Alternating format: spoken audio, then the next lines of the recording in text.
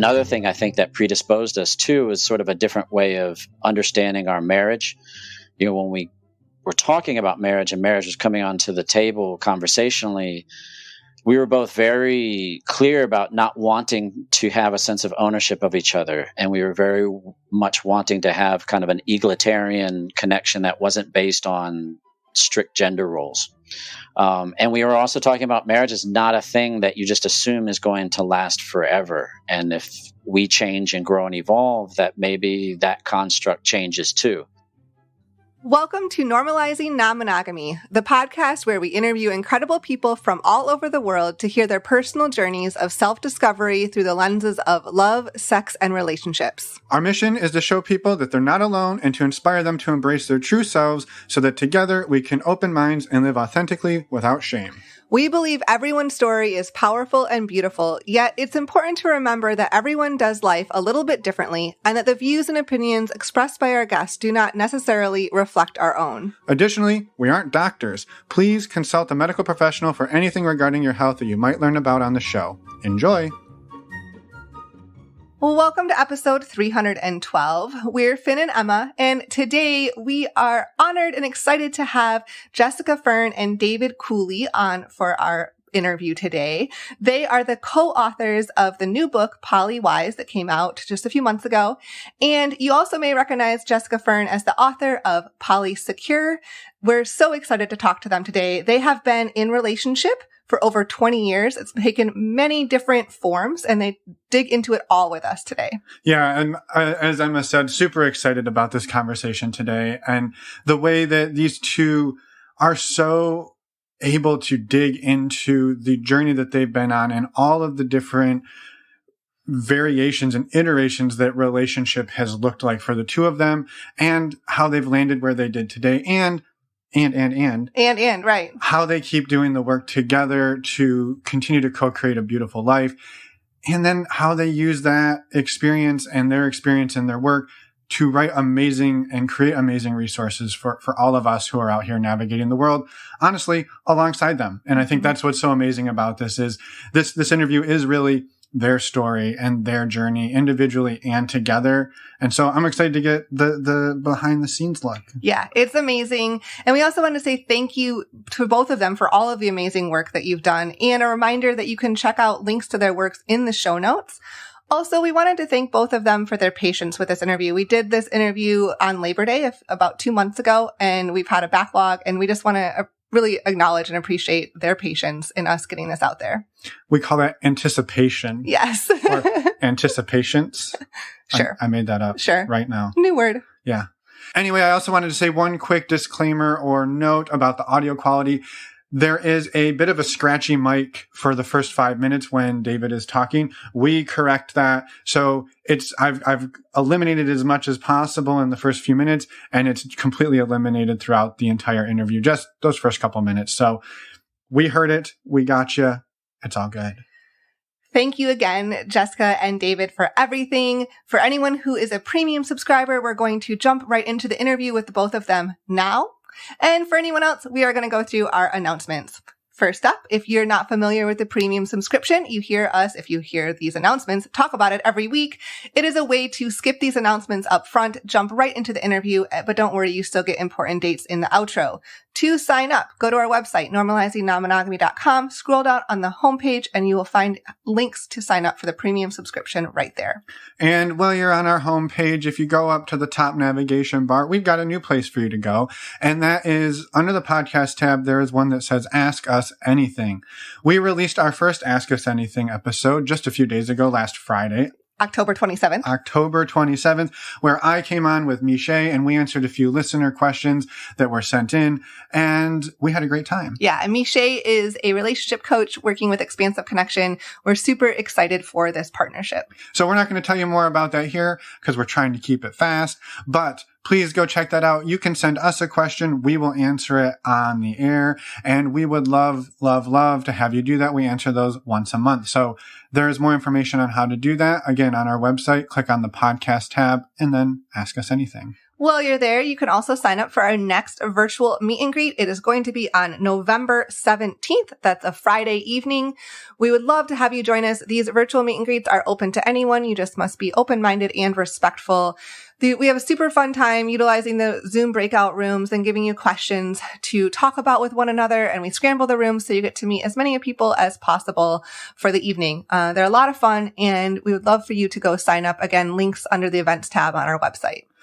The next thing up is we want to tell you a little bit about our virtual community, or our community that we've been running and building for the last 4 years or so. Mm-hmm. And Since it is 2019. It's absolutely incredible, but we're not going to tell you about it today. We're going to let one of our community members tell you a little bit about it. And I will say they also talk a little bit about how amazing the podcast is. And so thank you in advance, Judy, for sending us this and for all of your kind words and all of your contributions to everything we do.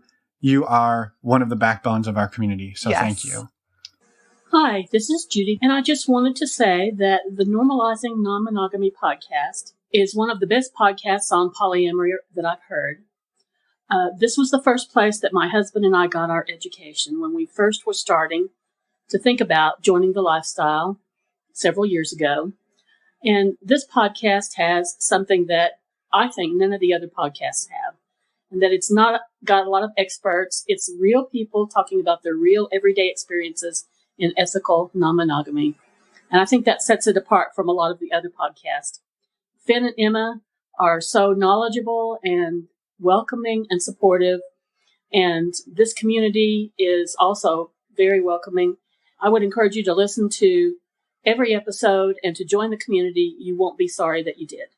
Thank you again, Judy, for this amazing feedback and testimonial. We are super grateful. And I just wanted to add one quick note to this, which is she mentioned how our podcast episodes are full of real people telling their real stories and their real experiences. And honestly, that is what the community is. It is full of real people, many of whom have actually been on the show or come on the show after they're part of the community. And they're in there sharing their real experiences as well. And so it is a really great place to just not be alone. Mm-hmm. Yeah. We highly encourage you to check it out. Go to our website, again, normalizingnonmonogamy.com. Click on the community tab. You can find out all of the information there. And last but not least, we want to do a quick shout out for our favorite way to get tested for STIs. It is stdcheck.com. It is the way that Finn and I get tested, and it is super fast and discreet and simple, amazing. It's wonderful. And Emma, what? When you use the links on our website, you save $10, which makes it hella affordable at only $129 for a 10-panel test. And when you do that, you help support the show financially. Yes, thank you so much in advance for using those links. And a quick reminder to find those links. You go to our resources tab and you will see all of the resources that Emma and I use, but links will be in there as well, or in your podcast player show notes. I didn't mean to step over you, but I think you were just about to forget to tell them where to go. I was. It's all good. I was going to say, while you're on our website, send us a voicemail, send us an email. We'd love to hear from you if you want to be a guest on the podcast, or just have you any questions, feedback for us. We would love to hear from you. And with that, let's go and talk with Jessica and David. Welcome, David and Jessica, to the podcast. We're excited to talk with you today. Thank you so much for being here. We would love for you to start by introducing yourselves at whatever level you're comfortable with. All right, why don't you go ahead, Jessica? You're the headliner.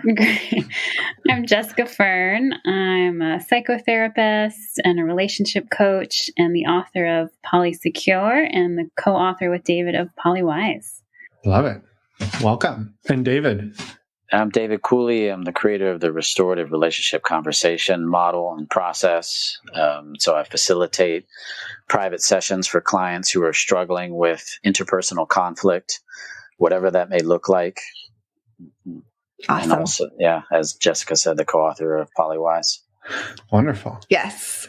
Well, we'd want to dive into all of the work for sure, but we'd love to start and maybe have you both share a little bit about what your relationship with non-monogamy is right now. And maybe a relationship with each other too would be a great place to start. Yeah. Our relationship with each other is 21 years now, this November. And we've had many iterations. We dated, we stopped dating, we were friends, we got married, we have a child together, we got divorced and lived apart, and now we live back together. We are creative partners, and, I would use the term poly-intimates, where we're not in a sexual relationship together, but calling each other exes or just co-parents doesn't, even capture the level of intimacy and depth and home life that we have every day. Yeah. Wow, that's beautiful. I just want to say that that's amazing. Thank you for sharing that. It's like, I'm excited to dive in, but that's a very great high level overview. Yeah. And you can add specifics. And part of that reality is that we live together. So we live in the same house. And so we co-parent together in the same space, which adds another, obviously, layer of intimacy to that process.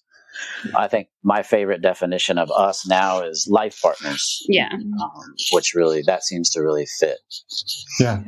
I love that. It's interesting the way you just described that. We have somebody in our community who is in somewhat of a very similar situation. They got married, they had a child, their partner came out as gay.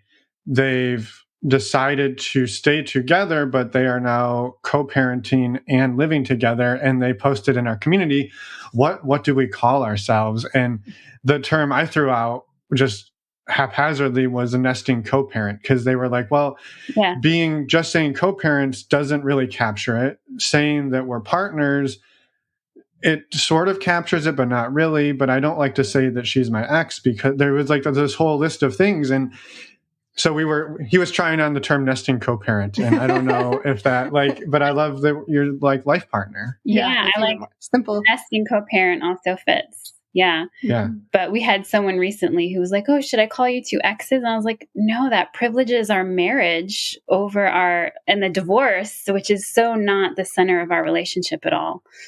Yeah. Yeah. I love that. And I'm really excited to dig into all that, because I love just what seems like fluidity of allowing your relationship to be what it is. But I also have to imagine it wasn't quite as easy as it rolled out in a 30-second segment there. So 21 years and 30 seconds. Yeah. Right, exactly. Right. So maybe backing up to the beginning for the two of you, what did the relationship look like at the beginning, and when did non-monogamy first come into the picture for the two of you? Why don't you start, Dave? Yeah, I mean, the beginning of the relationship, I think I touch on just very briefly in one of the parts of the book. I think it's where we name our biases. Yeah, I talk about how we were both sort of refugees from the East Coast. Not really. I mean, I'm exaggerating with that use of the word, but we were at a residential massage school in Northern California, and it was a very different environment. We both sought out that environment intentionally, but it was very different from where we had come from. And so it was kind of a place where East Coasters really stood out like sore thumbs and felt kind of a lot of culture shock. So we found each other and kind of clung together. It's like, oh, I heard your accent. You're clearly from Upper East Coast. Where are you from? Oh, awesome. Oh, thank God. You think and speak the way I do, and we can laugh about some of this silly shit that we see around us. And so we were bound through necessity, but I think as we just started to connect intellectually, there was just a really powerful just synergy of thinking, alignment of personal values that was really salient from the very, very beginning. I think one of our first sort of not date, but like hanging out sessions was like this 3.5-hour walk around the campus of the school. And it was so stimulating and so inspiring and so connective. It stood out for me. I hadn't had an experience like that. And it was really the beginning. And like Jessica said, we sort of had a very quick romantic start. And then I actually got really bugged out by how much and how deeply and how fast that was happening. And I was the one to kind of pull the plug on that. And then that was sort of a hard first transition for us back into friendship, but we survived that. And then it was friends for a really long time. And it wasn't until I'm 46 now, it wasn't until I was close to 30 that we actually sort of moved back into a partnership space. And then we were married for how many years before? I mean, we were kind of like 7 or 8 years at that point. We had Diego. He was about 2-ish. Yeah, our sense of time is off. But yeah, we had at least a good 5 years of, I think, monogamy, and then opened up our marriage. Yeah. Mm-hmm. So we had been married, we had a good foundation, and we had over a decade of friendship. So we had seen each other in other relationships as friends and supported each other through that process. So there was already sort of a context for that. Having intellectual and emotional intimacy is something that was just always been the baseline for our connection. So we had that while knowing that the other person is in a romantic connection with someone else. So that really allowed, when we first started interfacing with ideas of non-monogamy, it was like, okay, yeah, we already kind of do that in terms of the emotional and intellectual intimacy. Right. We thought we could do it. Yeah. Yeah. Yeah, I think that's amazing to touch on that, though, that in some ways you were almost doing non-monogamy before you were doing non-monogamy, right? You were the support system for each other as you were. I think because people often think of non-monogamy, the initial steps are, we're going to take our monogamous partnership and we're going to probably introduce sex with other people.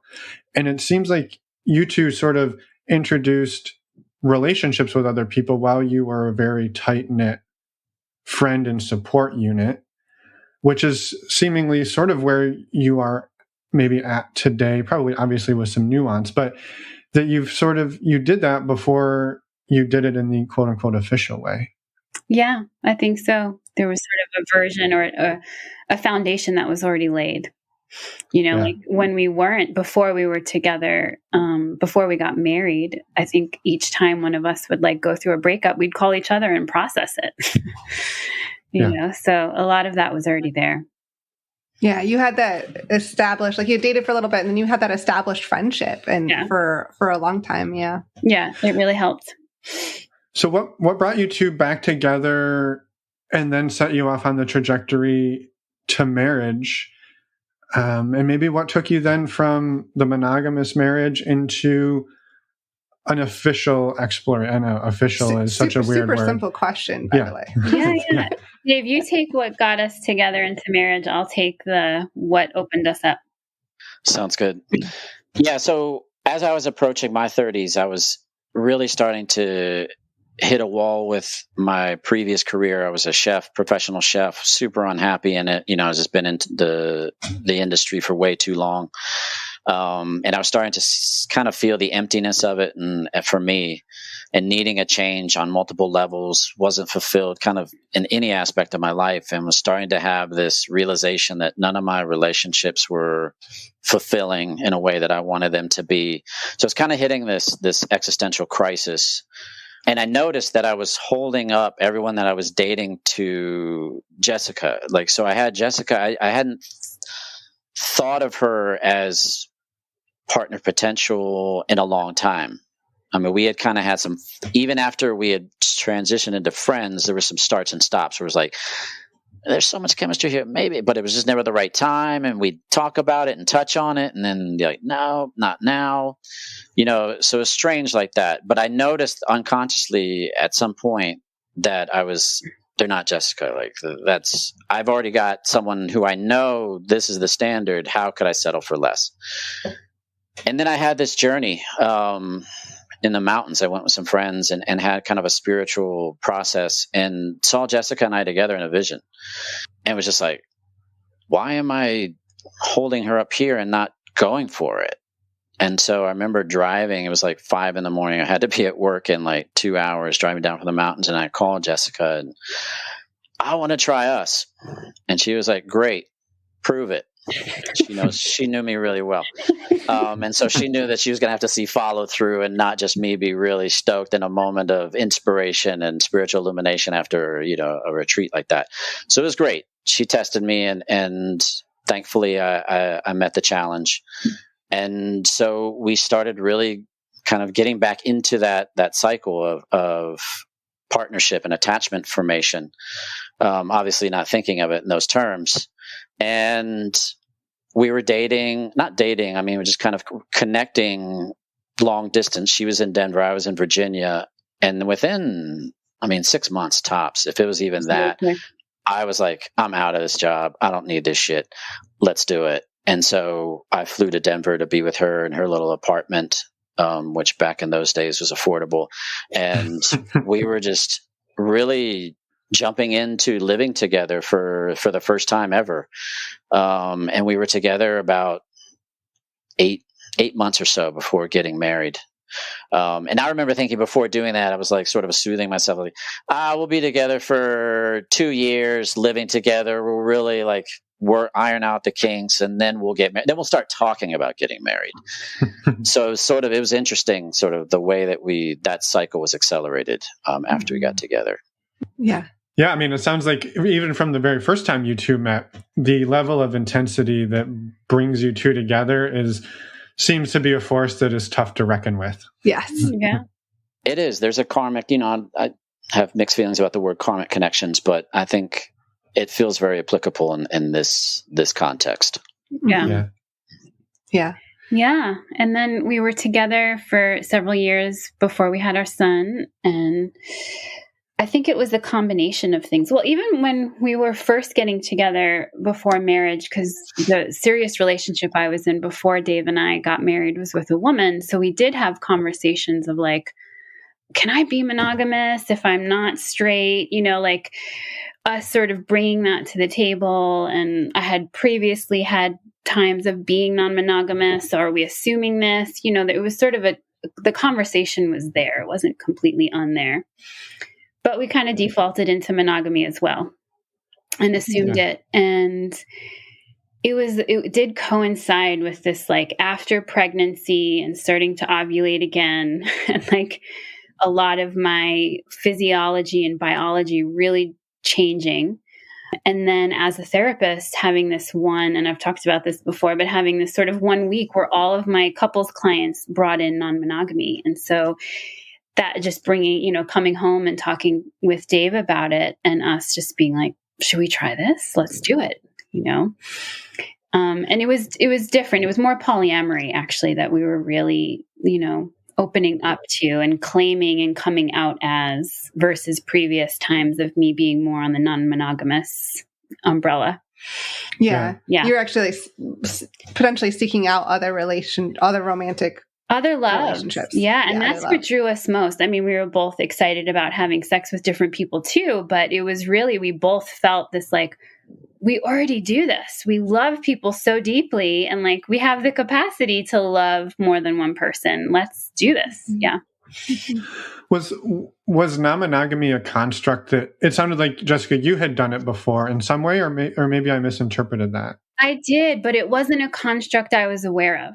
It was just a thing that happened. Right? It was, that's so common, right? Yeah, it was so common that, even at 14 years old, just like, these little kissing parties that we'd have with other girls or guys and girls, where we weren't completely monogamous or exclusive. Same thing in college. But, it wasn't a explicit word that was being used. Yeah. Mm-hmm. Mm-hmm. Yeah. How about for you, Dave? No, there was no non-monogamous experiences really up to that point. But what was interesting is thinking about the way that we thought about, like I said, emotional and intellectual intimacy. And as you start to read some of the books. And hear people talk about the experiences and that idea of what for so many people is challenging is to see their partner be intimately connected to someone emotionally or intellectually is this huge triggering thing. And so for us, it was like, that's wouldn't be the case because we've always had, even while married, she's had close guy friends. I've had close female friends. Most of my friends are women. In general. And so it was just this thing that just felt like a no-brainer from that standpoint. There was a lot we didn't see or consider. But from that standpoint, I think there was sort of a way of really resonating with the principles and the philosophy that we were starting to absorb as we were getting exposed to the culture. Another thing I think that predisposed us to is sort of a different way of understanding our marriage. When we were talking about marriage and marriage was coming onto the table conversationally, we were both very clear about not wanting to have a sense of ownership of each other. And we were very much wanting to have kind of an egalitarian connection that wasn't based on strict gender roles. And we were also talking about marriage is not a thing that you just assume is going to last forever. And if we change and grow and evolve, that maybe that construct changes too. And that was the irony of that for me, especially thinking about kind of the ruptures that we experienced after we did open, is that was a safety mechanism for my own attachment fears around commitment, was thinking, oh, if we need to get out of this, we can get out, meaning I can get out. Doors open. Right, totally. So it's funny to reflect on that. But I think at least those first pieces around, what is marriage really to us, were flexible and sort of open for conversation in a way that I don't hear as many people, or I didn't hear back then at least, as many people talking about it. Yeah. And so far, I think we're making it sound like it was easy. The lead up before we opened was really easy. We had just great walks and conversations. We were aligned. We were ready. We were confident. And then the reality of it, especially the first few months, few weeks, was it, can I say just a disaster? Was it like, it was painful. It was really painful. Yeah.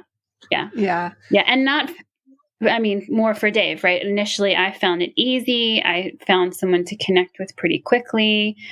I was like, this is incredible. I'm like loving this, right? And it was the complete opposite experience for Dave. Yeah, and there's reasons for that. I mean, there's kind of multiple reasons for that. I don't have to go into those right now if you've got other questions, but no, I think it would be wonderful even just to touch on them a little bit, because so common. The idea of, I mean, even coming into it thinking like we could do this, right? You kind of stepped back and assessed, you talked about it, you went on the long walks, you seemingly even went into it with like some type of a plan. And then it was not that I love quoting Mike Tyson, but everyone has a plan until they get punched in the face, right? And like, that is something we hear so often, is like, we thought it was going to be amazing. It was going to be like this, and then we did it, and it was nothing like we thought it was going to be. And all of these things came up that we weren't expecting. Exactly. Mm-hmm. Yeah, and I think one of the main differences between us is Jessica's background. Is it okay if I talk about that, Jessica, in the context of this? Yeah, and so, Jessica grew up in a household where her father wasn't there, and her mother had, many different partners. She went through a series of marriages and then boyfriends in between those marriages. And so the influx of different men in your life really created a template for transitions are normal.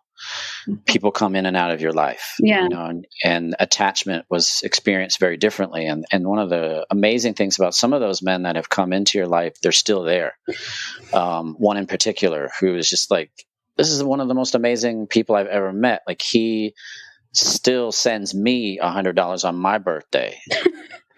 It's like he stopped dating her mother when she was a teenager. But he's still my dad. He's still my dad. And he is, like, we call him Uncle blah blah blah, and to our son, and that's how our son sees him. It's like the love is so beautiful, and it's just so. I love you for who you are between the two of them, and it's touched me, and I feel gratitude for that. So I think that's a long-winded way of saying her template was so different. Whereas my parents are still together. They just celebrated their 55th anniversary, right? And there's sort of a reverse story happening there. It's like, I'm the first person in my nuclear family to get a divorce. Some people say, "Oh, I'm the first one in my family to go to college." Like, that's flipped now. It's like, I'm the first one to ever be divorced. And I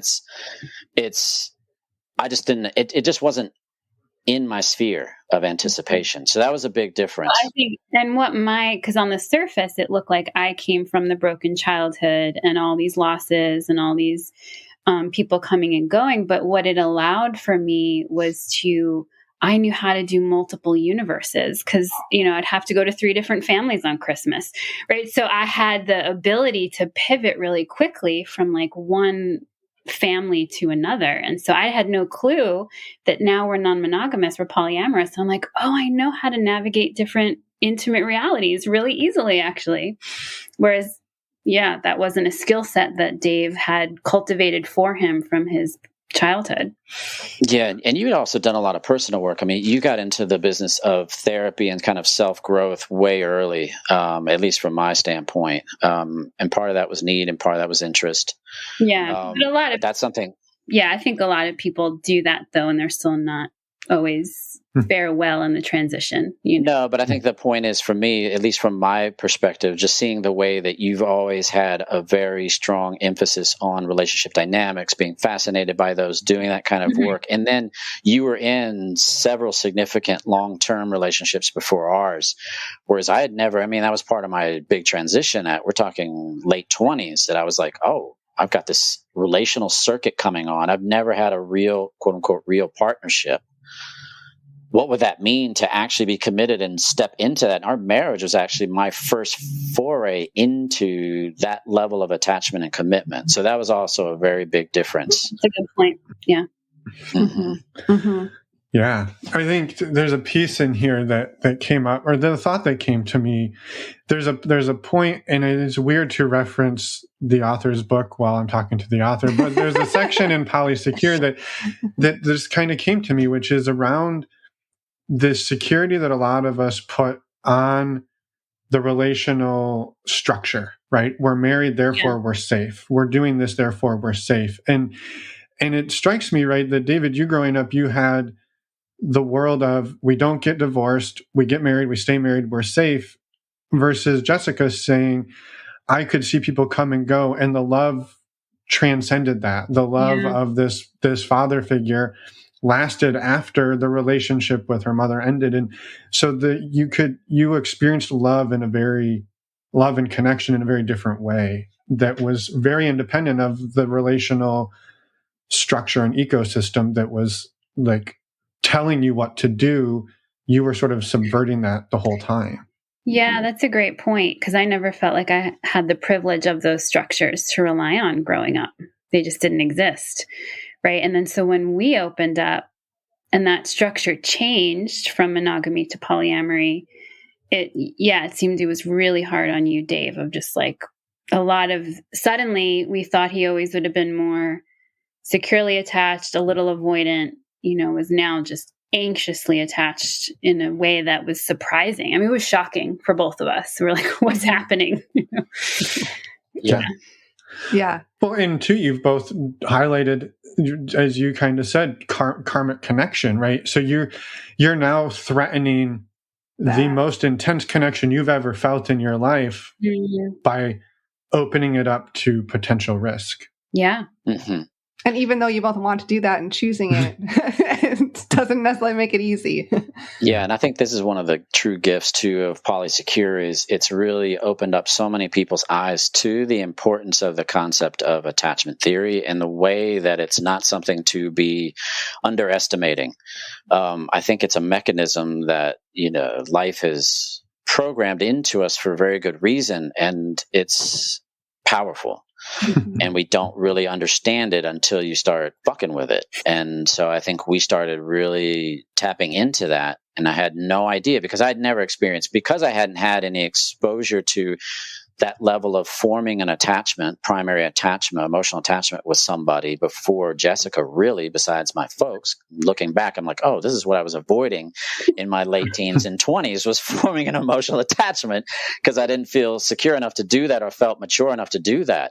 So the irony of that for me, I think, again, coming from that secure base with my folks, is that I really had no concept of jealousy and what that would mean in the way that sex was so intermingled with love and what that meant for me, or the way I saw being a man. And then once that started going outside of the house, it was just primal panic. I mean, that's the only way to describe it. Like I was turning into an animal. I mean, that's the way it felt. It was crazy. Yeah. And thank you for touching on this all, because it's so common. And I just think that people especially if you have all the conversations, you're like, we're on the same page. This is going to be great. And then you jump in and it's like, oh, you don't, like you said, I didn't even know, you didn't even know what was happening to you. Like, why is this happening to me? Right. I can't put these pieces, like my logical side of my brain can't put these pieces together right now. Yeah. And I think too, there is a piece, to speak about your experience more, Dave, was, both, I would say you were the most evolved man I knew. And so for the most evolved man I knew, and you identified with not being a typical guy, right? In the competitive, toxic masculinity archetype way. So to now be having like jealousy, it was embarrassing, right? It was like your identity was like, I'm not that guy. So there was a lot of that to grapple with as well. Yeah, for sure. And I think one thing that's important too to name for other people that are potentially listening to this is this is not something that affects people who are transitioning from monogamy into non-monogamy. This actually can happen. These kinds of primal panic experiences can happen for seasoned people who've been living in a non-monogamous lifestyle for years. It really just depends on the very sort of nuanced relationship structure that you're in. Like one relationship can trigger it while many others don't. It just takes that one. And then it's just like, what? How could this be happening? I've been doing this forever. I've always identified as this. And when it starts to happen to you, you're just like, what is this? And again, I think that's why Polysecure was so important, is because it's just given people a name for something that affects everyone that's gone through extreme crisis points in their non-monogamous journey. Yeah. Mm-hmm. I think what's really fascinating about it too is as we kind of talked about, you two were sort of that support system for each other going through these types of relationships before you officially created the structure. Yeah. And that seemingly was even okay. That didn't call back to this primal panic. But yet once the container shifted for the two of you, that seems to have then come up, which is just two people doing roughly the same thing over a period of years at different phases and different containers elicits very different experiences. It's just really, to me, it's really fascinating. Yeah.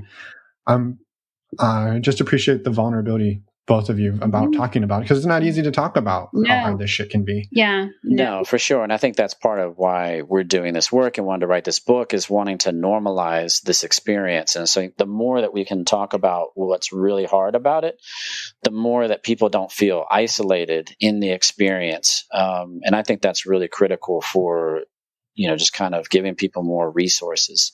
Yeah. I wish I had access to when this was happening to us. I wish I had understood more about these, attachment and the ways in which your partner now stops being a support system. Like that starts to create this double bind that's really painful. Like Jessica became the source, quote unquote, it's like, that's my projection of my hurt, but it's like, she's sort of becoming the source of my torment. And that's the person I'm conditioned to want to go to process that pain. That's really intense. Like that phenomenon in and of itself is so difficult. And then if you don't have a large community of people externally that are really on board with your lifestyle choice, and what's worse is when you feel like you can't talk about it with anyone else, like that kind of isolation is just really, really crippling and really, really intense. And so that's the kind of thing where it's like, I want people to know they're not alone in that experience. Yeah. Yeah. I love it. Yeah. And I know we could keep diving in here, but I'm curious for anyone listening to be like, okay, well, how did you get out of it? What did you do? How did that process go? Because I can imagine there's a number of people listening that are currently going through something similar. When we got all the spoilers, they wound up living together. Yeah, and right? all of it. So we know it's possible to at least come around. But yeah, how did it play out? It played out in many different ways. Immediately, with even in just a few weeks, it was like too overwhelming for Dave's nervous system, and we took a pause. And he went down to Peru and did some medicine journey work for a month, and really did like looking at what within him was needing to heal. And Dave, you can jump in and say more about that. And then neither of us had created relationships. So it was okay to take a pause, And then we opened up again. And then I got into a relationship pretty quickly. And you can say more, Dave, about the work that you did, but there was a point where I think we were actually, even though there were still ups and downs, we were in a sweet spot where it was like, he could go on a date, I could go on a date, we can come home and talk about it, we could process it, we could, conflicts could come up in those other relationships and we can process it with each other and support each other and like what to do with that other person. So there was a sweet spot, at least from my perspective. Yeah, that's different. That's different than my perspective. Right. I don't remember that sweet spot. Yeah, I felt that sweet spot. And then, I think what we get into with PolyWise is that the transition can expose all of these cracks in the foundation.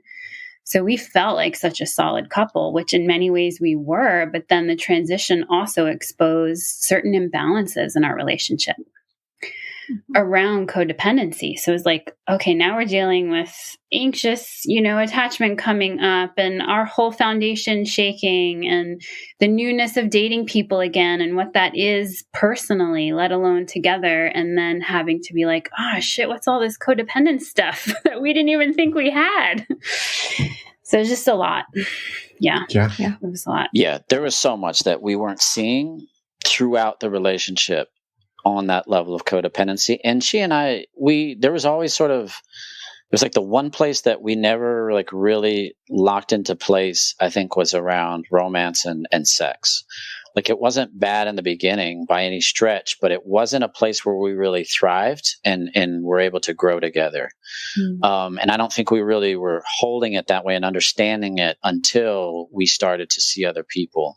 And so I think there was something about that too, that was like, this idea that, I want to make this work with us before we're really making that work with other people. And so as these things were starting to come out and get exposed in our transition, we were having a lot of tension and struggle. We were more at odds than we had ever been. And there was a lot of rupturing that was starting to happen in that transition, but was really anchored in previous dynamics that predated the opening of our relationship. That was really jarring. That was exacerbating sort of this disconnection or misalignment around sex and romance.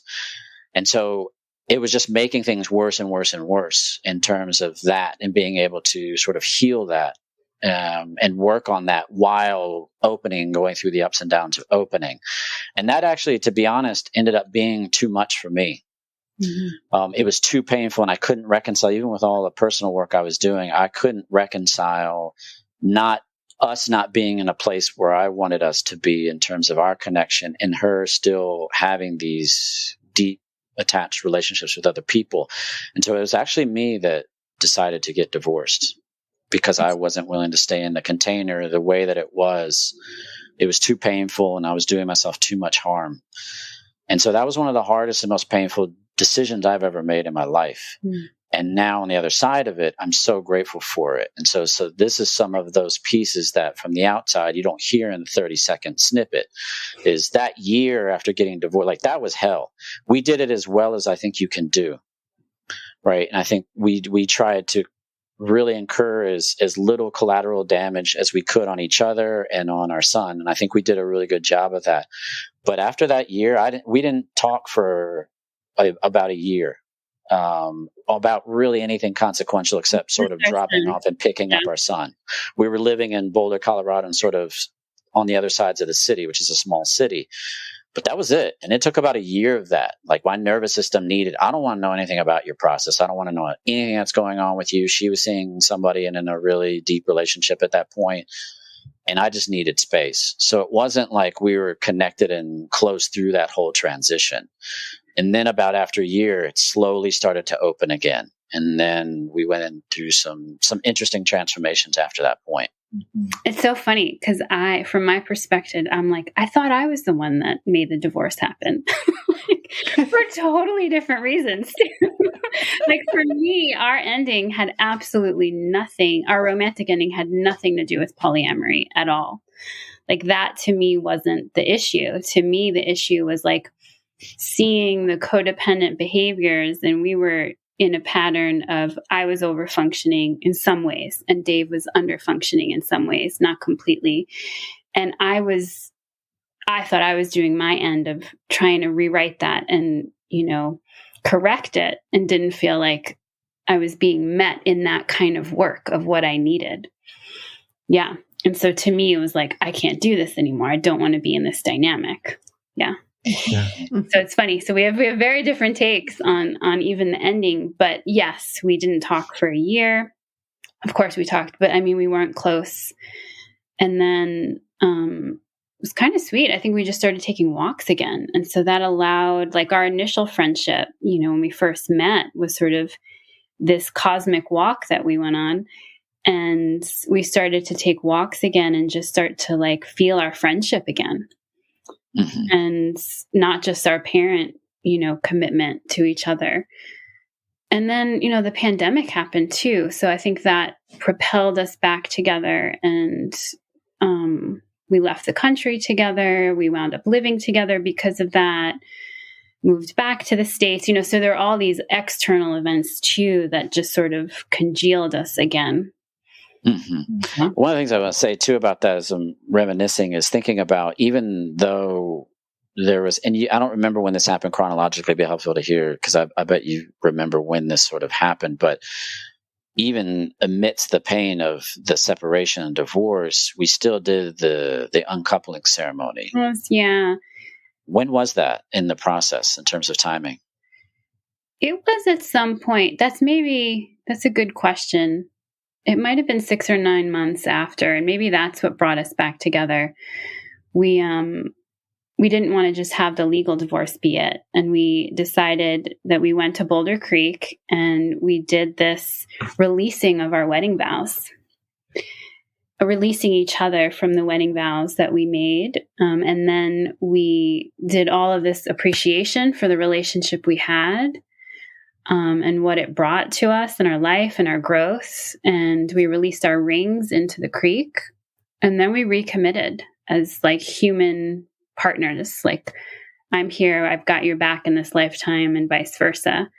And that was really powerful, actually. Yeah. That was a big shift. And that was something that, you had brought a lot to, and that was something I was seeing, from the ayahuasca journeys that I was doing in Peru.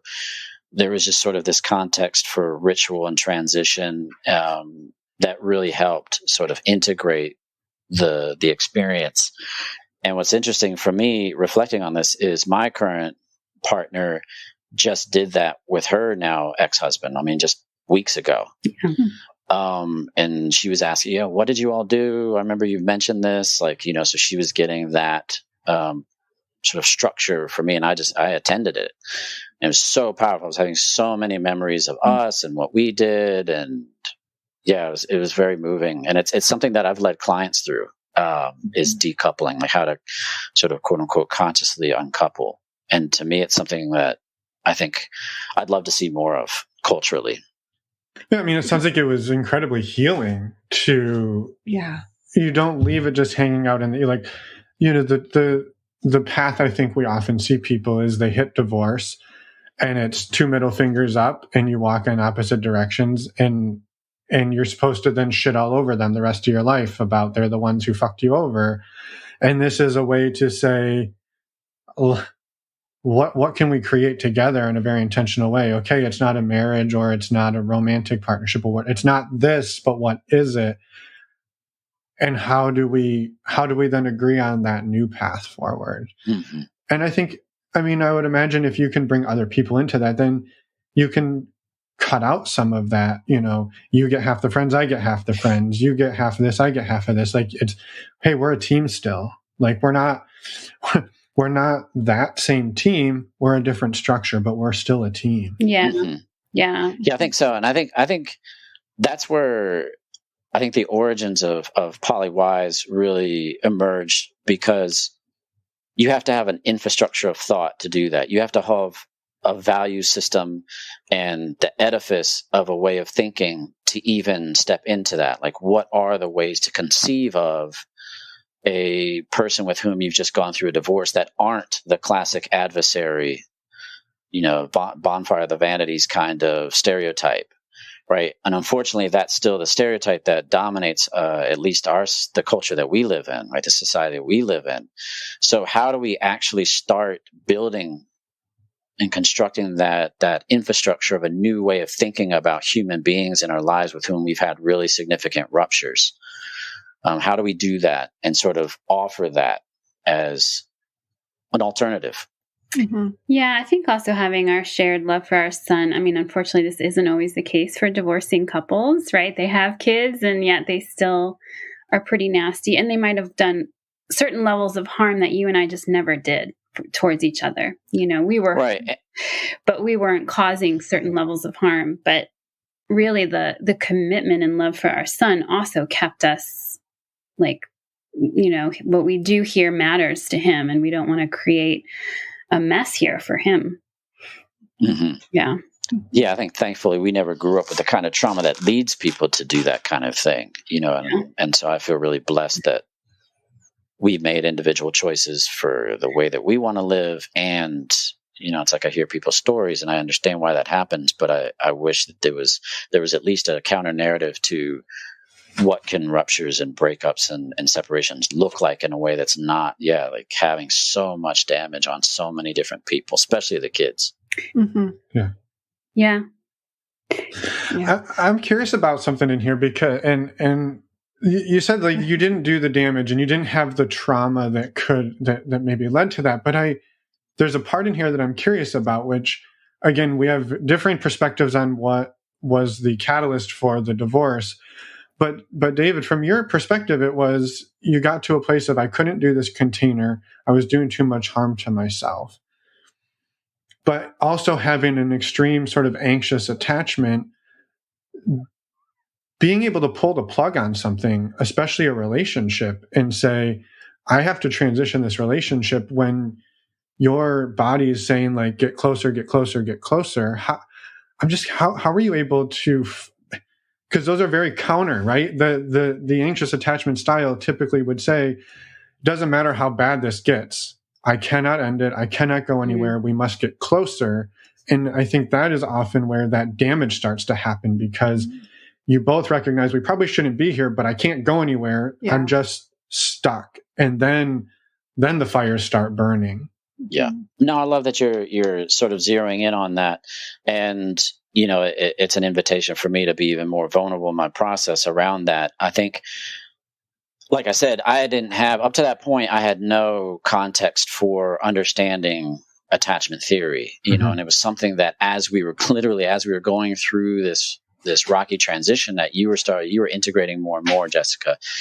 And so I remember after just one of the most egregious sort of exchanges that we had after she was leaving to go on this agreed upon overnight experience with one of her partners. She came back, I was apologizing for what I had said and done. And then she was like, I don't even want to have a conversation with you until you've read the description of the anxious attachment. Did I say that? You did. And Jessica's great. She's classic Aries, like, don't fuck with me. It's like she's good until you push too much. And then it's like, whoa, that's scary. And so you listen. And so that's what makes her a great therapist too. So I'm grateful for that mechanism, even though it's terrifying to be on the sort of the firing end of it. But she said that. I took it seriously. I read it, and I was just like, oh, fuck. It's like I'm a robot. Like I couldn't believe, like it was like pretty much everything on the list was checked off. And I was just like, oh no. And I remember having that experience the first time someone turned me on to the Enneagram, and they were like, I think you're a 5. I was like, no, ain't no system out there that can tell me what I am. And then I read the description of the 5, I'm like, and so dead to rights. And so it was like, it was pretty profound, like just seeing it mapped out and relieving. I'm not crazy. I'm not a bad person. This happens to other people, even this extremity, because I was doing crazy things. And it's really embarrassing, and it's really intense and scary. It's really scary. Like I thought I was losing my mind. I literally was becoming suicidal in moments. I didn't know if I was going to survive it. Like it was so rough. And so to have that as a point of reference really changed in it. So I knew that I needed specific help. And so I committed to do this series for myself. I had moved out, was staying with some friends, and I did a series of 4 weekend LSD journeys. And I'm not saying that this is what everyone should do. This is just what I did because I had had a lot of experience with psychedelics and the way those can be transformative. And so I was committed to seeing what is at the heart of this anger that I'm holding towards Jessica. And it wasn't until, and so I was locking myself in a room and just like, I'm not leaving this room till I get the answer to like, why is this so difficult? Why I'm being consumed by this anger? Because I was like intimating that this is not really about her. I knew it on some level, but just couldn't overcome that mechanism. And on the 3rd session, it was like, oh my God, I'm trying to make another human being, essentially a woman, responsible for my existence. I'm unconsciously wanting her to take care of me. That's what all this has been about. That's what all our codependence is about. Oh my God. And it was just like the anger broke, like there was still pain, but it was just like something really changed in me. And I was able to like really let go of the attachment at that point and recognize that my own well-being wasn't going to be predicated on whether or not we stayed together, but on me taking care of myself based on what my needs were in that moment. And that allowed me to make that decision. Mm-hmm. Damn. Thank you. So grateful that you're able to talk about these things in a way that your vulnerability is impressive and we appreciate it. Yeah. Thank you. It's good to hear that part of it again too. And I think that's where, to me, it's like that ending, that iteration of our relationship, to me, it wasn't polyamory. It was actually, to me, that was the root of the dynamic, that I was also like, this isn't healthy for me, and even having our son was a big part of it, because once, we had our son, I realized I'm parenting everyone in my family. I'm parenting my parents and parenting, parenting my friends and parenting you. Like, fuck all of that. I'm just parenting my child who I'm supposed to be the parent to. And so I was shedding a lot of this over functioning and over caretaking I was doing and rescuing. Yeah. And really, getting at the roots of that behavior in myself. Yeah. And I mean, that was the interesting thing about our dynamic too, is like, you developed that caretaking, and we talk about this in the book, like you developed the need to caretake people to find love. And I developed like needing to be caretaken. Yeah. The dependency. And I have, I've had a really significant autoimmune condition that made that easy, that sort of like was kind of, like neurotransmitter into receptor sort of hand to glove situation. Yeah. And so it really fed that. And so it was the birth of our son. And I've heard this too. It's like the best way to find out what's not working in your relationship is to have kids or open up your relationship. And we did both sequentially. And it was the detonator. And I think for me, because I felt like we weren't getting to, there wasn't enough connection and intimacy between us to really work those things out in the container we were in. And so for me, that's where I was like, I need to just jettison this thing and see what's what on the other side of it. Mm-hmm. Yeah. Mm-hmm. Mm-hmm. Yeah. Thank you for everything. As Finn said, like, we just really appreciate you sharing. And we can also relate to reading things about what your like personality and then be like, no, that's not me. And then you read it and you're like, oh my gosh. Like sometimes how did they know? Yeah. It was funny you mentioned the Enneagram, Dave. Like, we had an experience. We did a series of Enneagram episodes. And when we did those, we actually had to stop the recording because I was crying, because I had never heard anybody speak out loud the things that I say to myself. And this person who didn't know me at all was like, and you probably think this, this, and this, and you have a voice that says this, this, and this. And I was like, oh, I thought we all had that. So it changed my world. And I know there's some people who say, well, Enneagram is just like horoscopes. And okay, sure, maybe it is. But like, it's pretty fucking accurate horoscope for me. And so I'm okay if it helped me understand myself better. It's a tool for me. Absolutely. Absolutely. What's your number? I am a very hard 1. So there's a lot of... And I'm a 9. A lot of perfectionism rolling around in here. Yeah. That makes sense. Hence why it took so long to get our audio situated before we hit record. How about you, Jessica? What number are you? I test as a 9. 9 too. Yeah, I have a lot of 5 and 4. Yeah. But for me, even though the Myers-Briggs describes me the best, whereas then I like to look at everyone else through the Enneagram. Yeah. Yeah. I love that. That's so interesting that, one is like, depending on how you read it and what one resonates with you differently than others. Yeah. She just likes it because her type is supposedly the rarest. So it makes her feel special. Because I'm more special on the Myers-Briggs. I know. I'm supposedly the second most rare and she's the most rare. And it's just like, oh. Excellent. I love that there's still some healthy competition. Yeah. Yeah. I know that we could talk to both of you for a long time, and I want to be respectful of your time. First of all, before I continue, do you want to jump in? No, I think what I would love to do at some point is to, if you're both willing at some point, to have you both back on. We talked a lot about the sort of the dismantling, the transitioning out of what you built. And I think I would also love to spend more time on the rebuilding process, because I think that's also not a story that gets told very often, right? Again, it's everybody goes to their separate corners and never talks again. And I appreciate that we talked about it a little bit, but just that process of picking up the pieces, feeling betrayed, feeling abandoned, all of the things that can come up in these moments, and then to piece them back together. And the puzzle probably doesn't look anything like it looked before you took it apart. Yeah. But yet it's a puzzle that is now working for you two in a different way. Well, and that's where I was going to, I agree that we should have a further conversation at some point if you both are open to it. But I wanted to see if you could kind of summarize as much as you can kind of where you're at right now as far as like your relationship and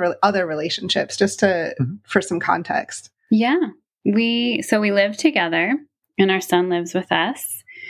And we each have significant partners that live outside of the house, and they also have kids, right? So we kind of have this mirror image of our relationships right now. And it seems like a real sweet spot, because we have all the advantages of nesting, of co-parenting. And then this last year, we took on the creative project of co-writing this book, which we had done writing projects before, but this was the first, an actual book is a big deal to write together. Yeah. And so, and then, we have these very close partners that are come and go, stay at the house, and we're each sort of integrating with those other families as well. Mm-hmm. Yeah, and I think another component, sort of getting into the more nuanced dynamics of the relationship that I'm in, I'm imagining this would be potentially interesting for some people, is just, after going through everything that we've been through, I've really gotten clear about wanting an experience of secure attachment, right? And getting clear about what that means to me. And so when I met my current partner, we're about to celebrate our 1-year anniversary.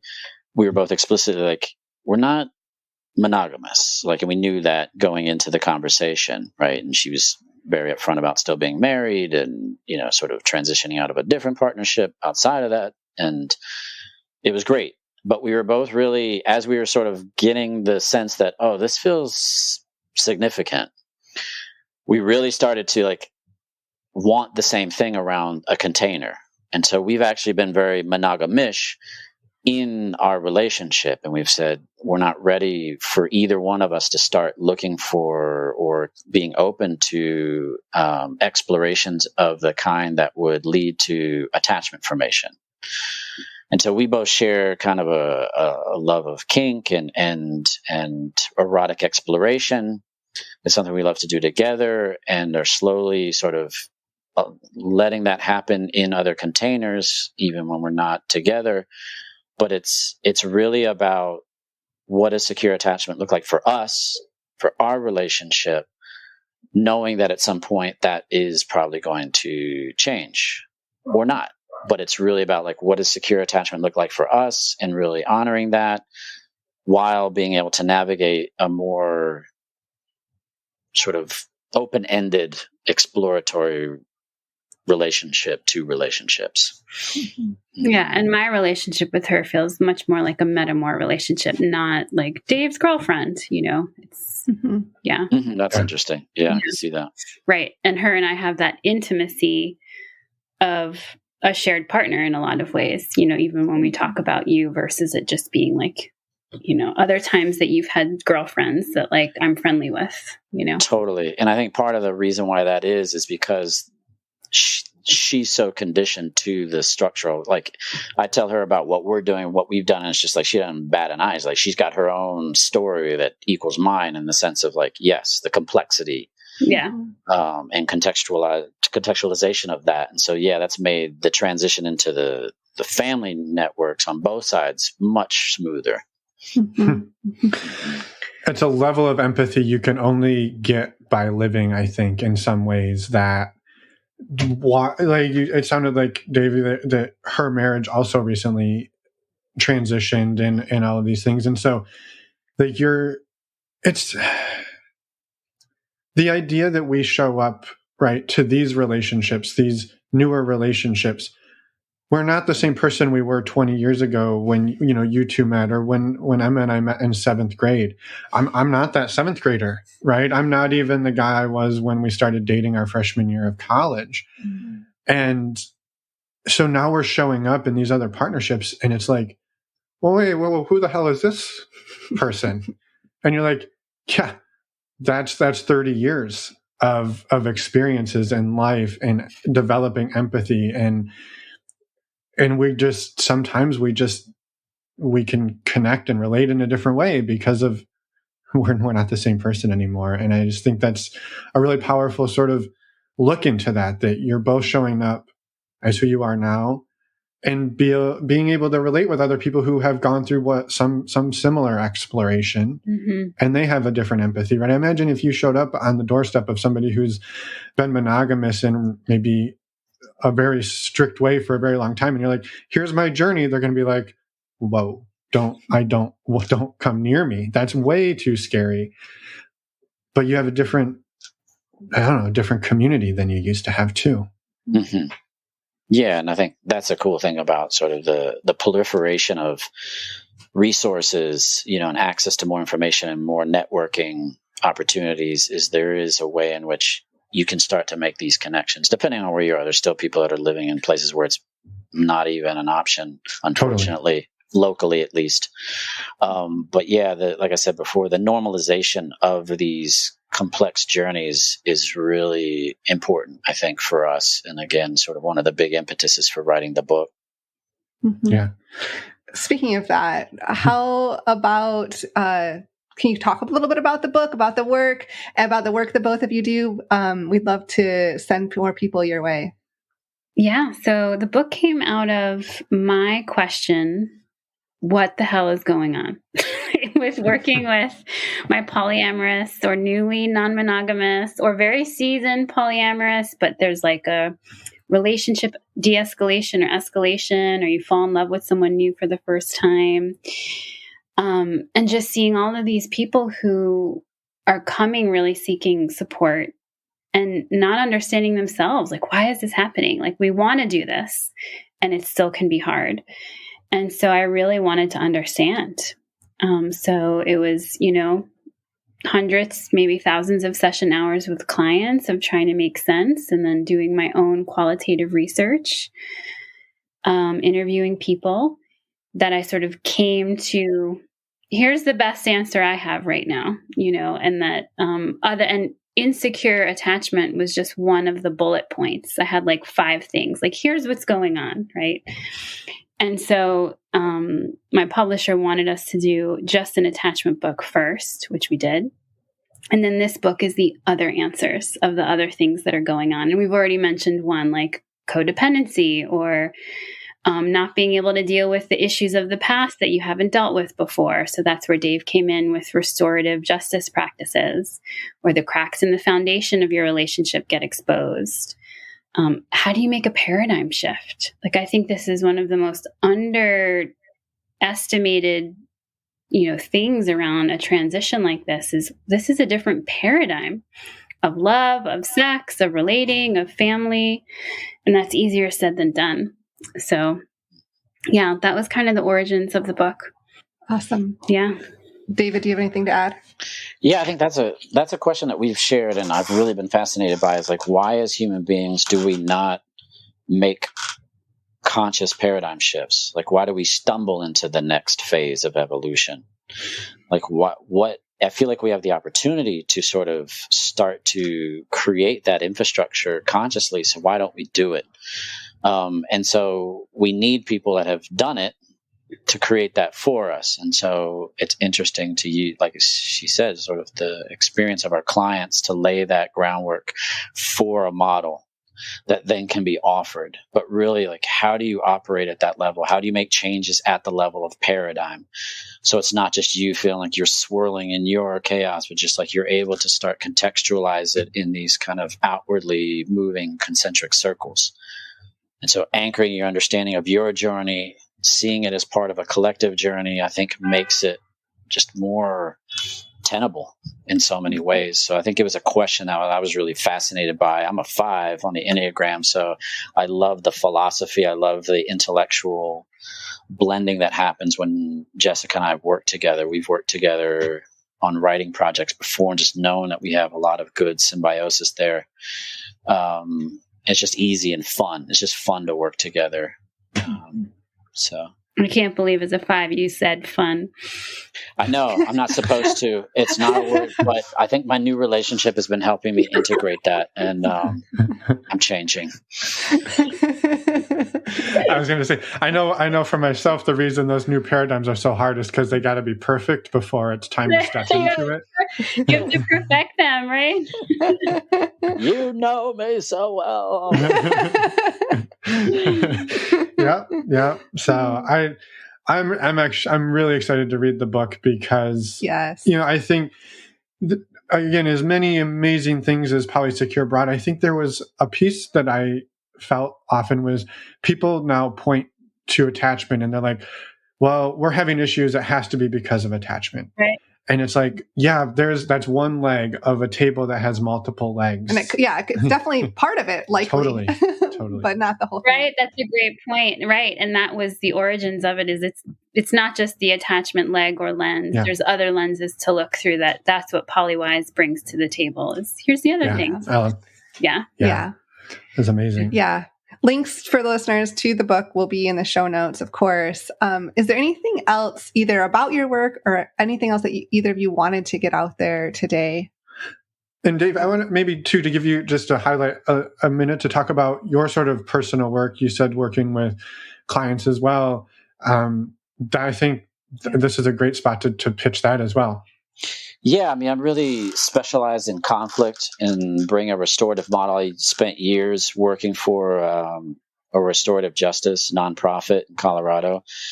And so cut my teeth on the restorative concept there and was just really blown away by what's possible in the restorative space in terms of using conflict as a springboard for just amazing, not just reconciliation, but even personal transformation. And so I think the inspiration for me, after getting burned out on the institutional level, was recognizing, and this actually emerged through some pretty powerful conversations with Jessica.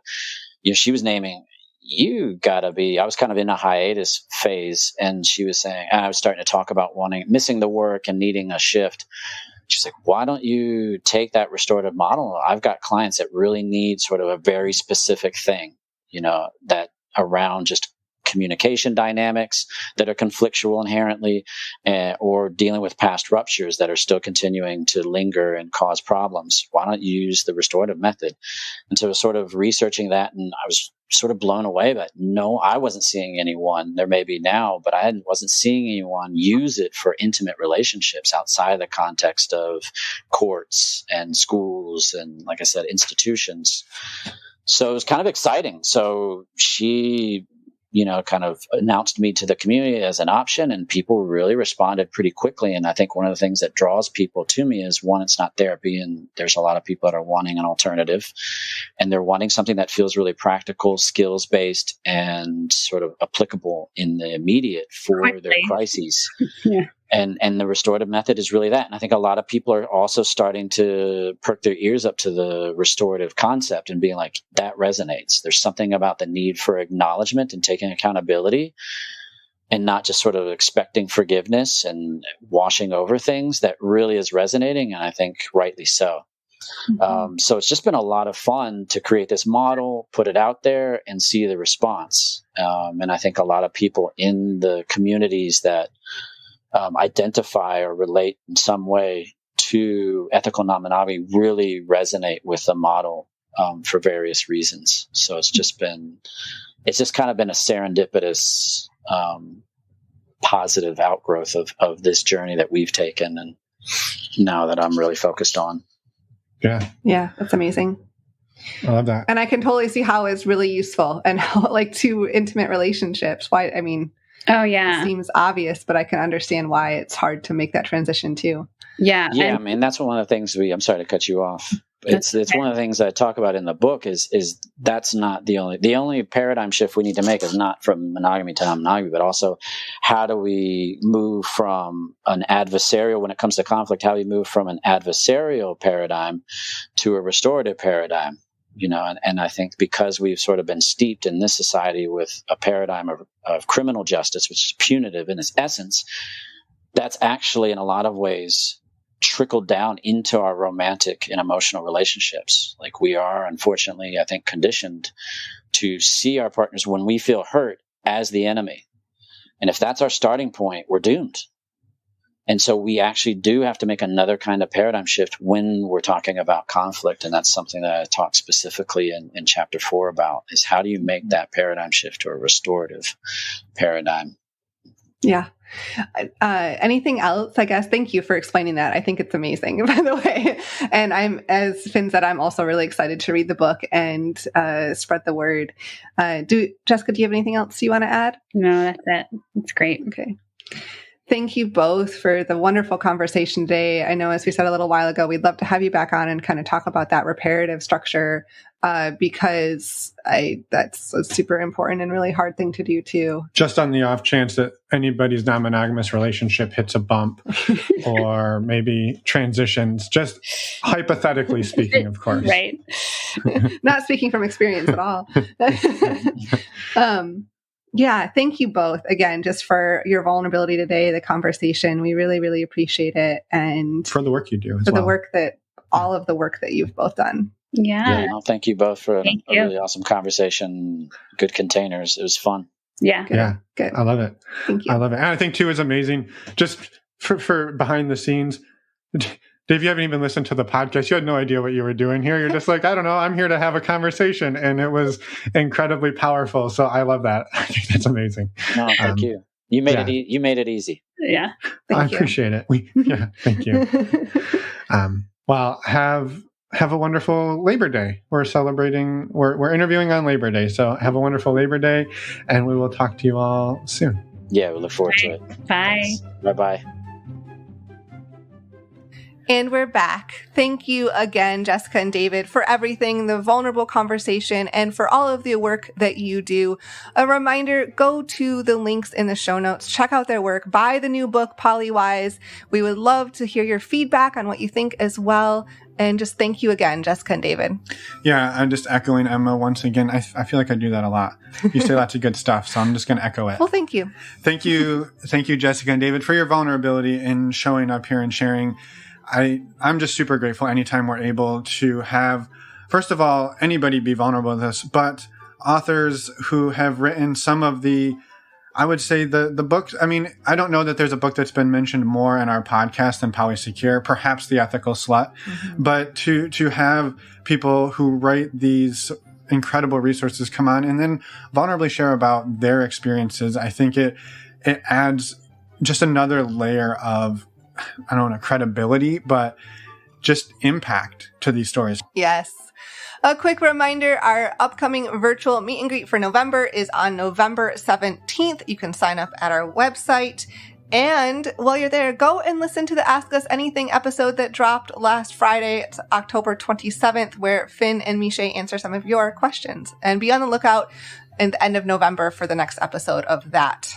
version. And be on the lookout for you sending us questions so we can answer them. Please send us your questions. Next week, we have an interview with Mariana. It is lovely. We're excited to get it out there. And I think that's it. That is pretty much all I think we have to say today. So, thank you. Yes. Bye, everyone. Thanks for listening.